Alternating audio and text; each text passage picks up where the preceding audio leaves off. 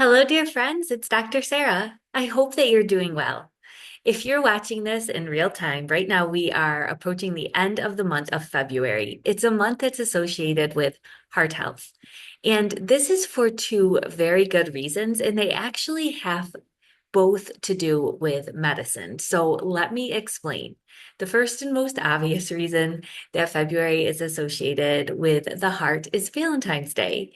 And although some may feel it's a secular conspiracy to increase the profits of greeting card companies, it really isn't. There is a rich cultural history to Valentine's Day.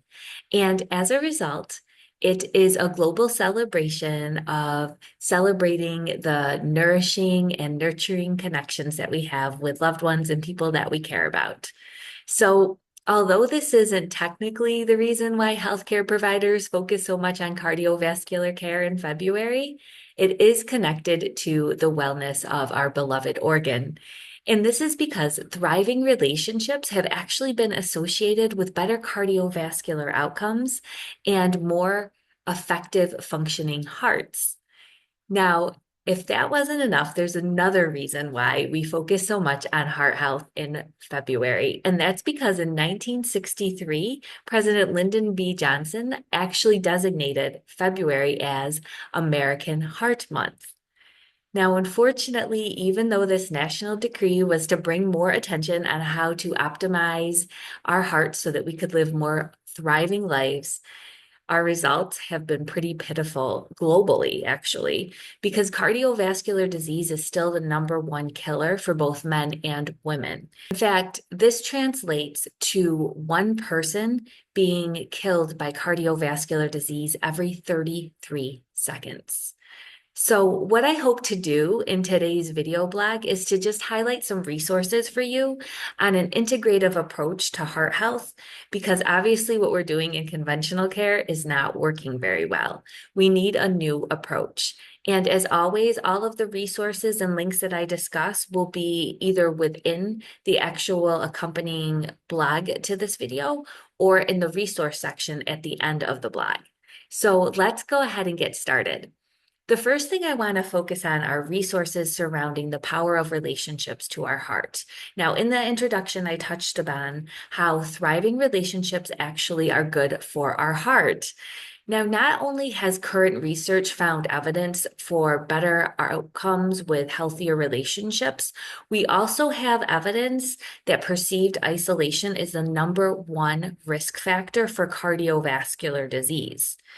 So it is pretty darn cool that we have a global holiday in February that can help celebrate these relationships that actually help boost our heart health. That's if we focus on what the real meaning of love is. And that's because this feeling of love is actually a neurobiological process, and it occurs through the modulation of neurotransmitters and impact on the emotional center of the brain. And this leads to a bunch of chemical cascades that result in this feeling of love that benefits our emotions and actually has benefits for our mind, body, heart, and soul. Now, if you want to read more on the topic, I go into detail on all the little mechanisms of action and all of the research related to isolation and it being a risk factor for heart health, as well as how healthy relationships improve cardiovascular outcomes in the links in the resource section. Now, the next resource I want to share with you is about how essential oils impact heart health. Now, just like love impacts our mood through influencing our neurological signals and impacting the emotional part of our brain, guess what else does that? And it's essential oils. So if we draw this parallel, these precious allies can literally stimulate love. So for this reason, as for many others that I go on and on about in this video series, I love to use essential oils and I love to use them for heart health, pun intended. And they can actually enhance emotional resiliency, stress relief, and hormonal balance. And all of this helps for better intimacy skills and relationships because we know when you're stressed and you're just feeling emotionally too overwhelmed and your hormones are out of whack, you aren't necessarily as present as you could be for relationships. So, along with the mind, body, soul, and stress relief benefits, essential oils also additionally support heart health through their biochemical properties. We know, for example, they act as anti-inflammatory agents, antioxidants. They can actually increase circulation.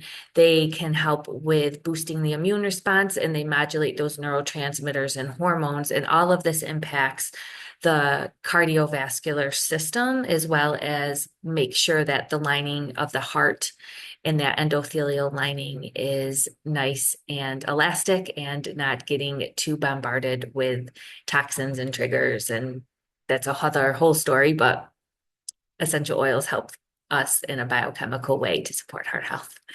Now, I reviewed a whole lot of this in a whole podcast I did on the essential oil revolution, and I will provide the link. I talk about all things cardiovascular care, including conventional as well as integrative approaches. I discuss how social relationships impact the heart and why ignoring that is to our detriment and why our cardiovascular outcomes are so poor, probably as a result of that.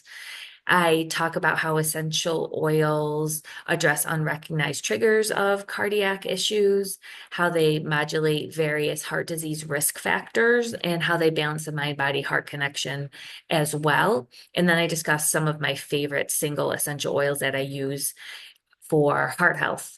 One of my favorites, for example, is ylang ylang, and that helps balance our whole nervous system response and can really help with people that have high blood pressure as a result of that. There's also some other ones that do similar actions like lavender and bergamot. All right. So if we look at heart disease as the number one killer in America as well as across the globe, we need to recognize that what we're doing are working. We need an integrative approach, a mind, body, heart, soul approach, and relationships need to be considered. In my opinion, there are three things that we can do pretty quickly to help mend this issue with not mending our hearts. So the first is to actually consider social connections and foster them and put that as a number one risk factor out there for people to be aware of. If we just focus on lifestyle and diet and exercise, we're missing the number one risk factor for cardiovascular disease, which is perceived isolation. And I think the perceived part is important because you can have connections, but people can still feel alone. And then the second thing is to emphasize these mind body approaches, such as essential oils, because these can enhance the emotional and physical wellness of the heart, calm the stress response, and enhance better relationship skills. And then we can focus on actually building wellness communities, which can help people connect to other like minded people with a common goal of optimizing mind body heart health. I want to kind of focus on that last point of wellness communities because I take this very seriously. And I know that there isn't a replacement for in-person interactions, but we can leverage technology in a positive way to make people feel more connected, especially if they feel in their geographical area there are a lot of like-minded individuals. So I actually did create a community membership program, and it consists of all the updated information and research on essential oils and holistic health. But it also has a discussion forum with community members that I pop in and out where people can come and discuss things that they're interested in holistic health and mind body medicine. It also includes a whole oils course and an essential oil database with over 50 single oils and over 32 topics on using essential oils for your wellness. And right now, if you subscribe to the community membership program in honor of Heart Health Month, you will also receive bonus resources and videos. So if this resonates with you, there'll be a link in the accompanying video blog that you can find, as well as in the video description. So I want to thank you so much for taking the time to learn more on how to nourish and nurture your mind, body, heart, and soul. I hope you take advantage of some of those resources. Maybe if you missed the podcast on heart health, listen to that. That can give you some additional resources as well. And then when you're done, I would love to hear about your favorite lifestyle practice, mind body techniques, and your favorite essential oils for heart health. And you can post them in the comments in the video description or on my blog. And just remember that your feedback actually helps me to decide what my next topics will be on my videos. So I'm always happy to hear from you. I want to send you many blessings and much love and happy, healthy connections in the month of February. Make sure you reach out to those you care about. You'll receive benefits, and so will they.